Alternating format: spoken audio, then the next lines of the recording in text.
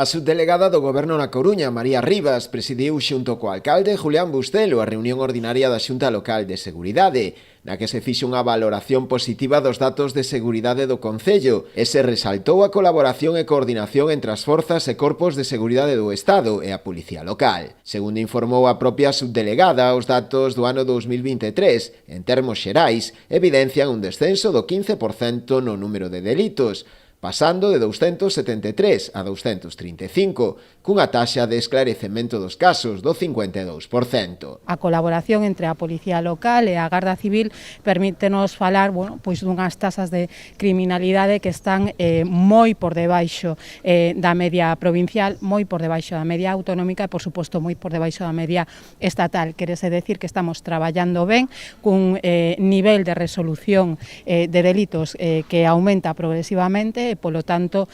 estamos traballando para dar seguridade á veciñanza e para dar seguridade a este concello. Na xuntanza tamén se abordou a análise dos datos relativos á violencia de xénero. A subdelegada informou que neste momento na provincia da Coruña hai 2.243 vítimas en Biogen, agradecendo a implicación do concello rianxeiro nesta loita, xa que é un dos 22 concellos da provincia no que a súa Policía Local está incorporada ao sistema Biogen de protección das vítimas.